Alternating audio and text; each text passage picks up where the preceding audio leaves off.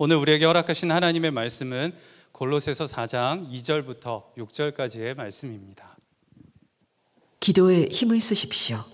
감사하는 마음으로 기도하면서 깨어 있으십시오.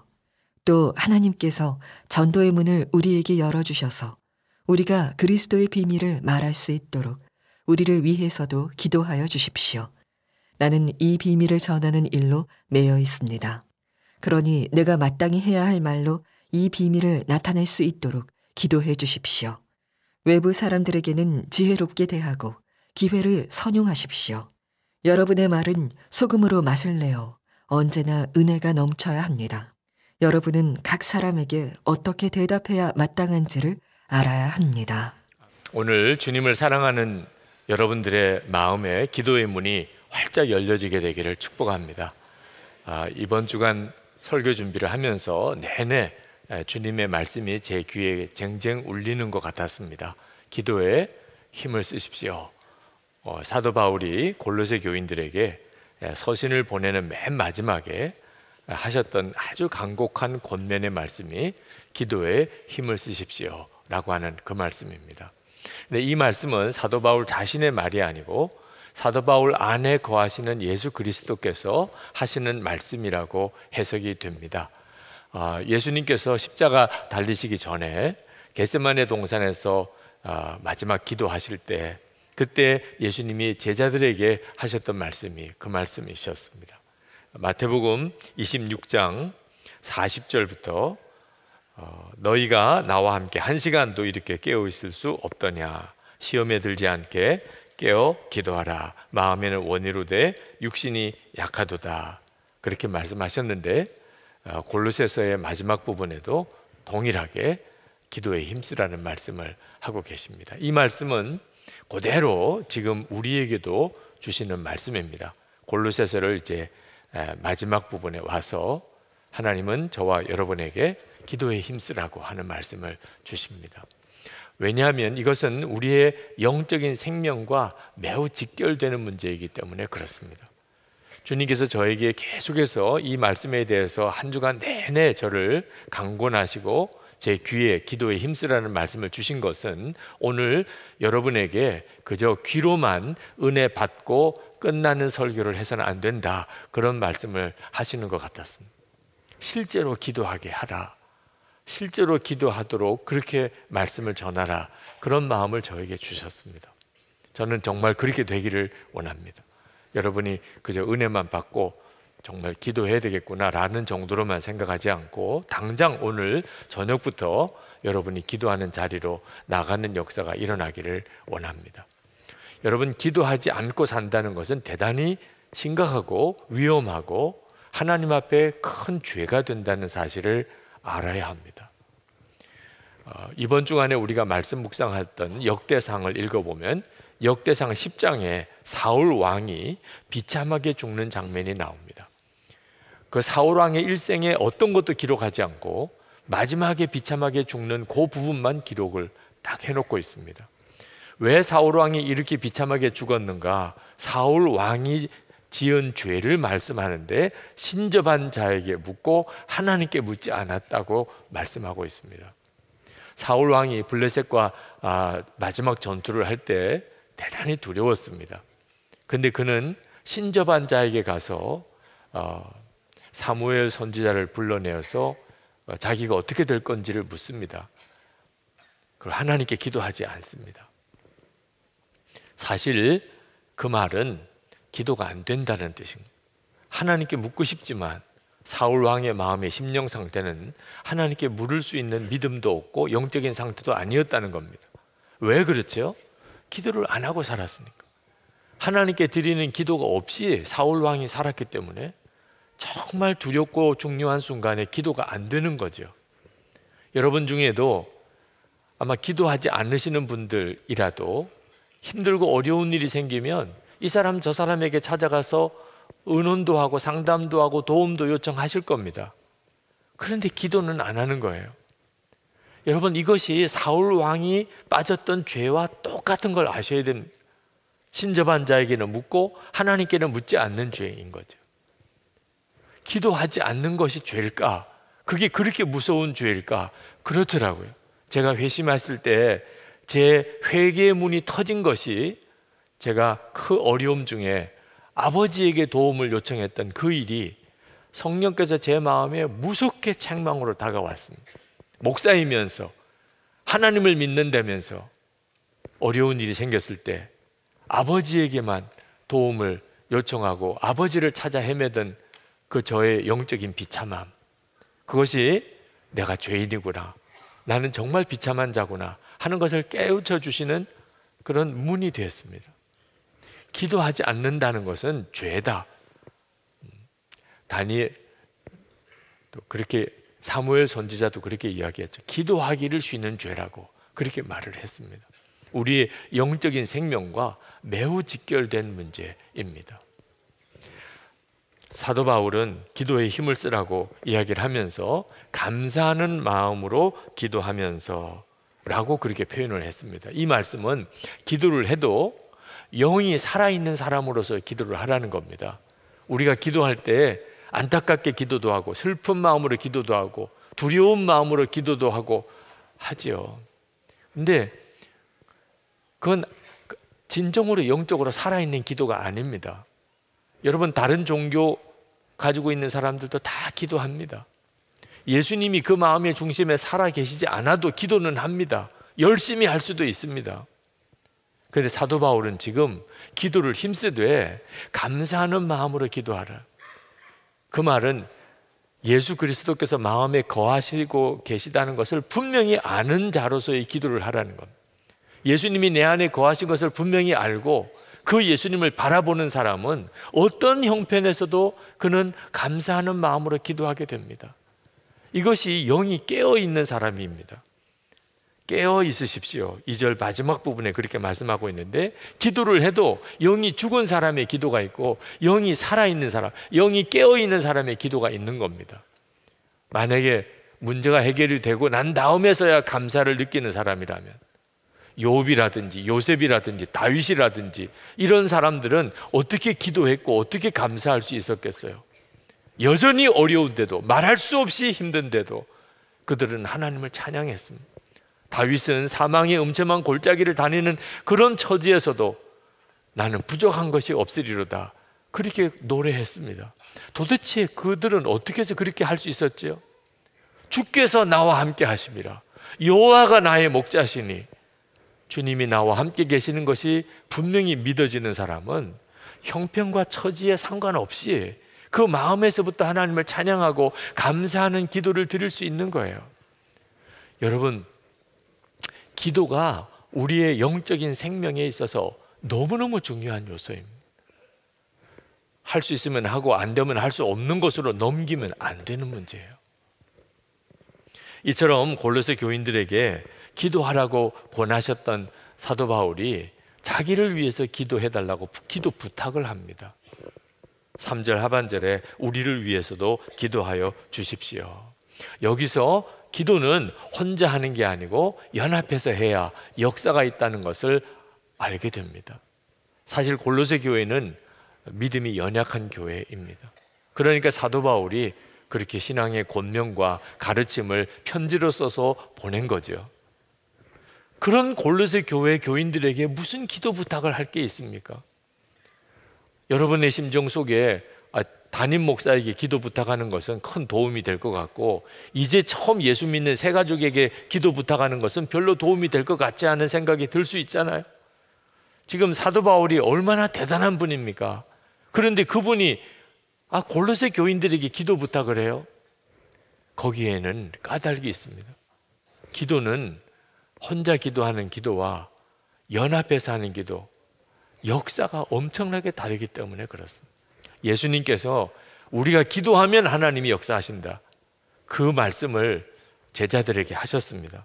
마태복음 18장 18절입니다. 진실로 너에게 이르노니 무엇이든지 너희가 땅에서 매면 하늘에서도 매일 것이요 무엇이든지 땅에서 풀면 하늘에서도 풀리리라. 기도하는 게 먼저라는 겁니다. 그 다음에 하나님이 역사하신다는 겁니다. 그런데 이 말씀을 하시고 내가 그거 깜빡 놓쳤네, 이런 느낌으로 똑같은 말씀을 하시는 것처럼 또 반복하셨어요. 그 말씀을. 근데 여기에는 똑같은 말씀이 아닙니다. 19절 20절에 진실로 다시 너에게 이르노니 너희 중에 두 사람이 땅에서 합심하여 무엇이든지 구하면 하늘에 계신 내 아버지께서 그들을 위하여 이루게 하시리라. 두세 사람이 내 이름으로 모인 곳에는 나도 그들 중에 있느니라. 주님은 혼자 기도하는 것과 두세 사람이라도 함께 기도하는 게 역사가 다르다고 말씀하고 있는 겁니다. 그래서 사도 바울이 아주 믿음이 연약한 것 같은 골로새 교회 교인들에게도 기도 부탁을 한 겁니다. 연합하는 기도가 역사가 크니까. 저와 예수 동행 운동을 함께 하시는 목사님이 일기를 쓰시는 중에 그런 부분을 쓰셨어요. 수요 예배 설교 준비를 하시는데 말씀이 잘 준비가 안 되더래요. 그래서 아침에 출근하는 아들에게 부탁을 했대요. 나 위해서 기도해달라. 수요 예배 설교 준비해야 되는데 말씀 준비가 잘 안 된다. 너도 좀 기도해줘. 그렇게 부탁을 했다는 겁니다. 그랬더니 그 아들이 나가면서 뭐가 잘 안 돼요?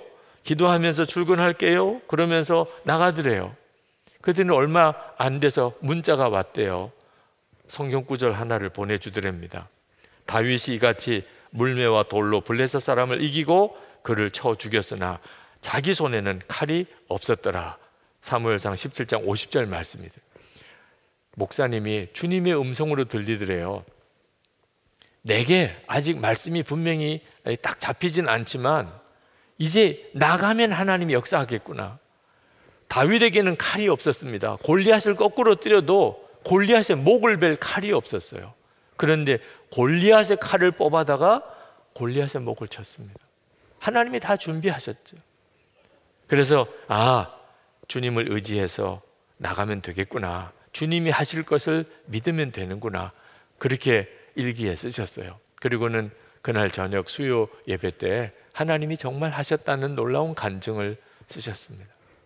연약해 보이는 어린아이 또 아들에게도 하나님께서 우리에게 기도의 연합을 통한 역사를 일으키시는 거예요. 그래서 우리가 어린아이에게도 기도 부탁을 하는 겁니다.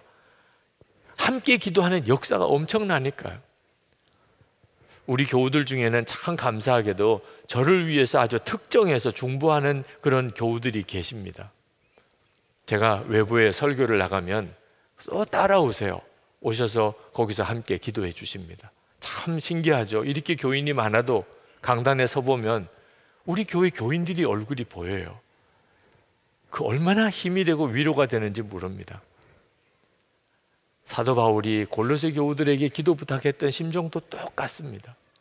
지금 현재 우리 교인들은 4,000명 매일 합심 기도를 밤 10시면 드립니다. 하나님의 나라와 우리 민족의 통일과 그리고 한국 교회를 위해서 기도합니다.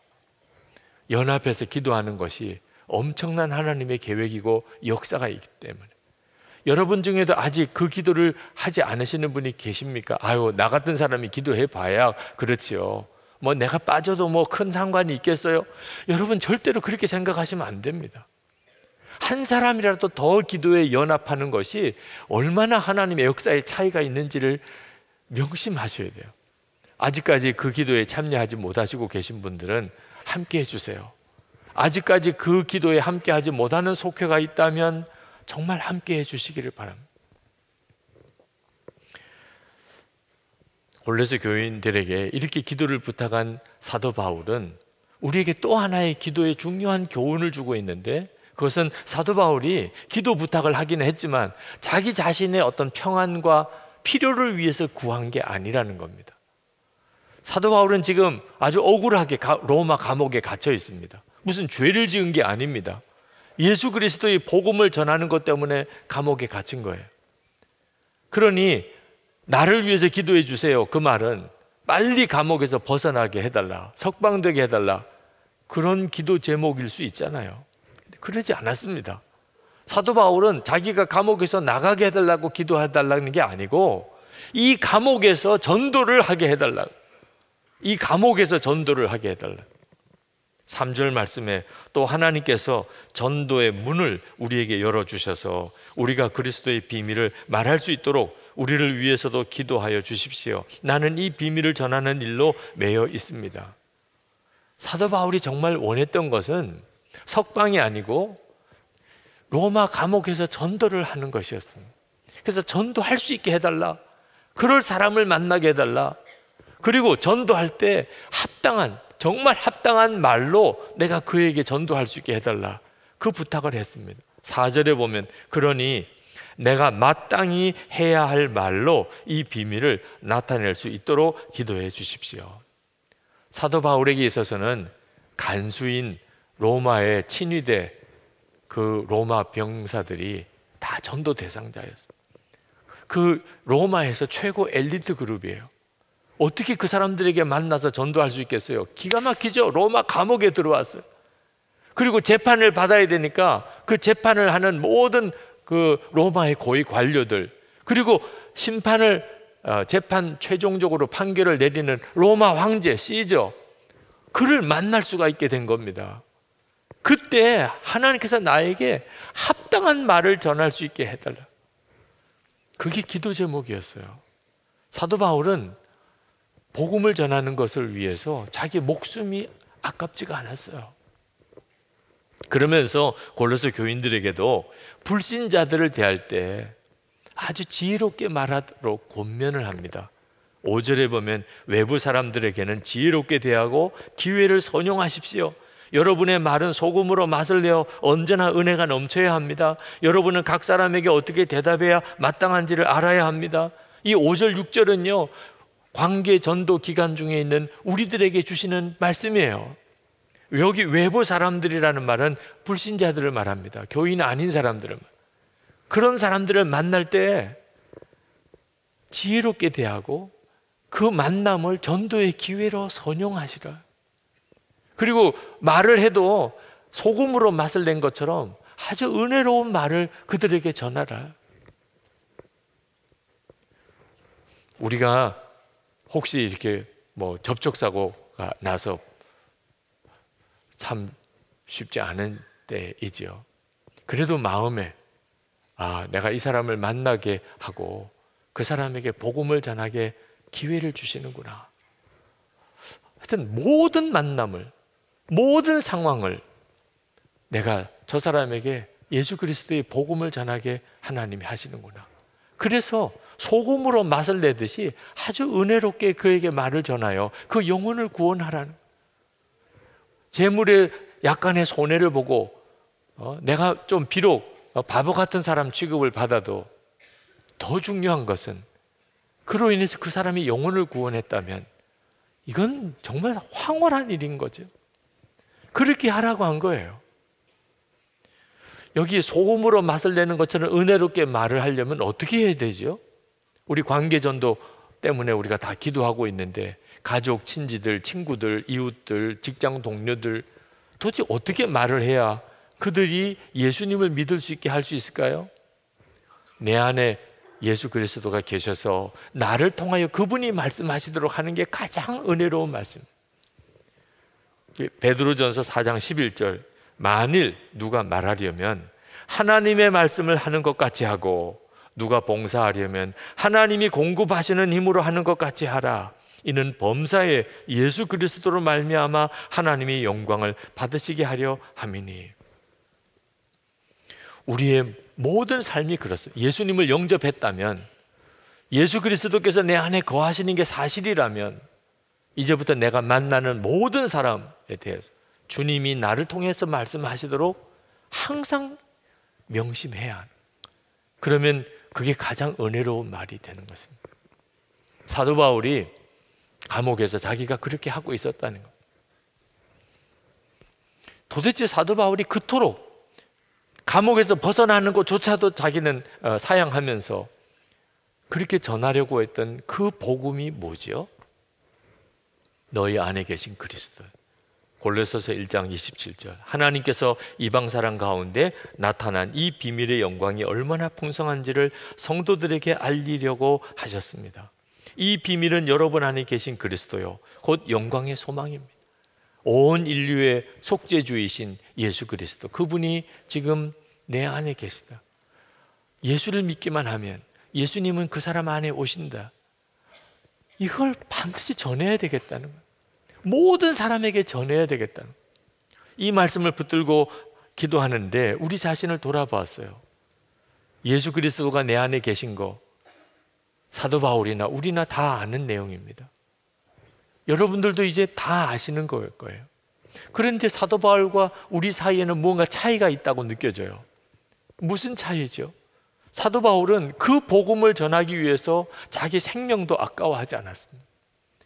우리에게 그 복음을, 내 안에 계신 그리스도를 가까운 사람에게 정말 전해야 되겠다고 하는 그런 열정이 사도 바울만 못해요. 왜 그렇게 차이가 나는 걸까요? 우리가 아직 내 안에 그리스도가 사시는 것을 정확하게 모르고 있기 때문에 그렇습니다. 그럼 어떻게 해야지요? 내 안에 예수님이 계시다는 것을 어떻게 하면 더 정확하게 알 수 있지요? 예수님과 친밀히 동행하는 것입니다. 예수님이 내 안에 계시다는 것만 알고 끝나면 안 됩니다. 예수님이 내 안에 거하시다면 이제는 예수님과 동행하고 친밀히 동행하는 삶을 살아야 맞는 말이잖아요. 그때부터 사도 바울의 심정을 완전히 이해하게 됩니다. 이건 너무나 엄청난 사실이니까.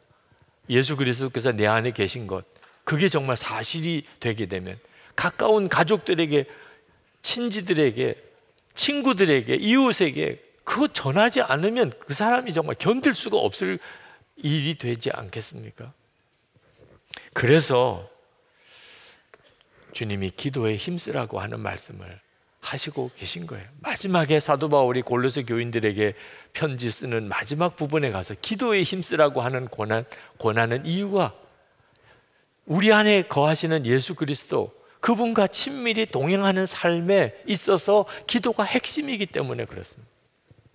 우리가 만약에 기도하지 않는다면 내 안에 예수님이 계시다고 하는 것 자체가 그냥 교리 지식으로 끝납니다. 왜? 예수님은 아무것도 하실 수가 없으니까. 요한복음 15장 5절에 예수님께서 말씀하시기를 나를 떠나서는 너희가 아무것도 할 수 없습니다 말씀하셨는데, 여기서 예수님과 기도를 바꾸어도 전혀 의미가 달라지지 않습니다. 기도가 없으면 아무것도 할 수 없느니라. 나를 떠나서는 너희가 아무것도 할 수 없느니라. 기도하지 않으면 너희가 아무것도 할 수 없느니라. 똑같은 말씀이에요. 내 안에 계신 예수 그리스도, 그분을 내가 실제로 경험하게 되고 그 예수님의 나를 통해 역사할 수 있는 길이 뭐지요? 기도인 것입니다. 만약에 내게 기도가 없다면 그러면 우리는 영적으로 완전히 죽은 사람처럼 사는 겁니다. 은혜는 엄청난 은혜를 받고도. 그러나 제 마음을 무겁게 하는 것은 기도를 해야 되는 줄 알지만 기도가 안 돼요, 그런 탄식을 하는 성도들이 참 많이 있다는 겁니다. 오늘 이 자리에서도 기도 안 하겠다는 분은 한 사람도 없으실 거예요. 기도가 안 되는데 어떡하냐, 그래서 답답해 하시는 분은 너무너무 많으실 겁니다. 말씀을 묵상하는 중에 주님이 제 마음속에 너희들이 아직도 왜 기도를 해야 되는지를 모른다는 거예요. 기도가 안 되는 사람은 이유가 있습니다. 주님과 친밀하지 않은 거예요.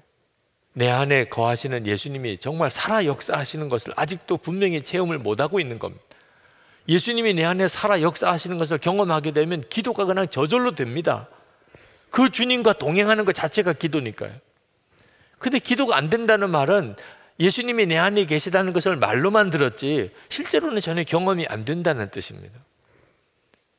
근데 그 말은 이거 죽고 사는 문제라고 하는 심각한 문제인 것을 모르는 거예요. 예수님 내 안에 오셨으면 내가 그 주님을 실제로 알아야 하고 그 주님과 함께 우리의 삶을 살아야 되는 것이라고, 그게 살아있는 거죠. 만약에 그렇지 못하면 나는 죽은 거예요. 죽고 사는 문제인 줄로 알아야 그때 기도를 하게 됩니다. 기도가 얼마나 중요한지를 알면 기도를 하게 돼 있어요. 죽을 지경이 됐는데 그냥 맥없이 죽어갈 사람이 누가 있습니까? 살아나려고 몸부림치잖아요. 20년 가까운 세월이 벌써 지난 것 같은데 제 아내가 암 수술을 받았던 적이 있었습니다. 그때 저와 제 아내를 하나님이 다루실 때 우리가 얼마나 연약한 자인가를 깨닫게 하셨어요.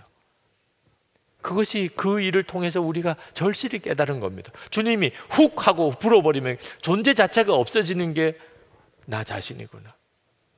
그런데도 그런 나 자신이 인데도 내 힘으로 뭘 해보려고 몸부림쳤던 게 얼마나 하나님 앞에서 죄스러운지.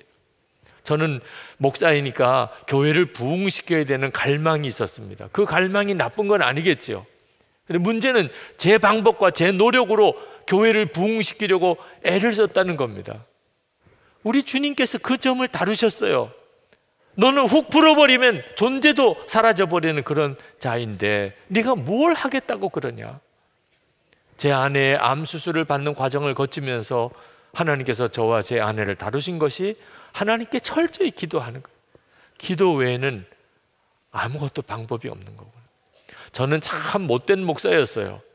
부교육자들과 성도들을 엄청 원망하고 살았습니다. 좀 제대로만 해주면, 조금만 더 열심히 해주면 교회 금방 부흥될 텐데, 그런 마음 늘 가지고 살았어요. 하여튼 교회 부흥을 일으키면 좋겠다고 하는 갈망은 있는데 제 마음은 항상 부교육자들이 잘해주면, 교인들이 좀 열심히 헌신해주면, 그런 마음을 가지고 목회했어요. 역사는 하나님이 하시는 건데 자꾸 사람 바라보고 마음대로 안 된다고 원망하고 탄식하고 했습니다. 그럴 때쯤 되면 꼭 일이 벌어지는데, 저나 제 아내나 우리 집 아이들이 아파서 그냥 밤새도록 쩔쩔매다가 새벽기도 못 나가는 일이 벌어져요. 그때 깨닫습니다. 비로소 교인들과 교육자들의 연약함, 약한 모습이 눈에 들어와요. 마음이 없어서 아니구나. 저렇게 대책 없이 무너질 때도 있는 거구나. 본인들도 얼마나 잘하고 싶은가. 그런데 안 되는데 어떡하냐. 내가 왜 저렇게 연약한 사람들을 의지해서 뭘 해보려고 하나. 내가 그들을 도와줘야 될 뿐이지. 하나님 앞에 무릎 꿇는 거 외에는 방법이 없더라고. 오늘 이 시간에 여러분들도 지금까지 살아오면서 다 경험하셨잖아요. 잘하고 싶고 바로 해보고 싶은데 안 되는데 어떻게 해요? 그래서 기도하라는 거예요. 역사는 내 안에 계신 주님이 하시는 거예요. 기도조차 하지 않으면 주님도 아무것도 못 하시니, 예수님 내가 영접했고 주님은 내 안에 거하시지만 내 삶 속에는 아무 역사가 없는 거죠. 골로새서를 읽고 예수님이 내 안에 거하신다는 놀라운 복음을 들었습니다. 이제 어떻게 하실 거예요? 그냥 그걸로 끝내실 겁니까? 아니, 내 안에 예수님이 거하신다는 이 엄청난 복음을 들었으면 그 예수님과 함께 살아야죠. 그래서 기도를 하라는 거예요. 듣고만 은혜 받았다고만 지나가서 안 된다는 거예요.